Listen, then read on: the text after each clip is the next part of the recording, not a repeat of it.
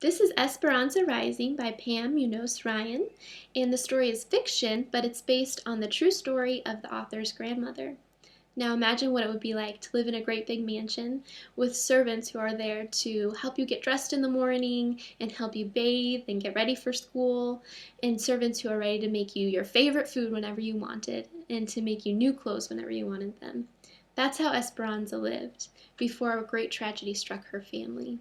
Esperanza is the main character of this story, and she lives on El Rancho de las Rosas in Aguascalientes, Mexico. She lives there with her family and her servants, and she lives a very happy, easy, fun, carefree life until a tragedy strikes, and she's forced to leave her home and her country and everything she knows, and she takes only what she can carry, and she starts life all over again, and it's not what she expected it to be.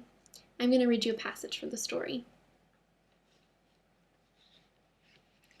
Abuelita and Hortensia began lighting candles and saying prayers for the men's safe return.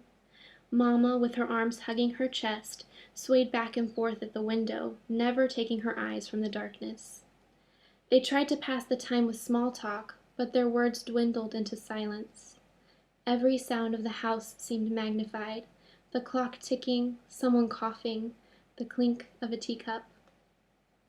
Esperanza struggled with her stitches. She tried to think about the fiesta and all the presents she would receive tomorrow. She tried to think of bouquets of roses and baskets of grapes on every table. She tried to think of Marisol and the other girls giggling and telling stories. But those thoughts would only stay in her mind for a moment, before transforming into worry, because she couldn't ignore the throbbing soreness in her thumb where the thorn had left its unlucky mark. It wasn't until the candelabra held nothing but short stubs of tallow that Mama finally said, "I see a lantern. Someone is coming." They hurried to the courtyard and watched a distant light, a small beacon of hope swaying in the darkness. The wagon came into view. Alfonso held the reins and Miguel held the lantern. When the wagon stopped, Esperanza could see a body and back, completely covered with a blanket. "Where's Papa?" she cried. Miguel hung his head. Alfonso didn't say a word, but the tears running down his cheeks confirmed the worst. Mama fainted. Abuelita and Hortensia ran to her side. Esperanza felt her heart drop.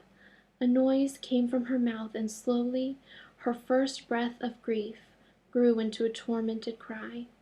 She fell to her knees and sank into a dark hole of despair and disbelief.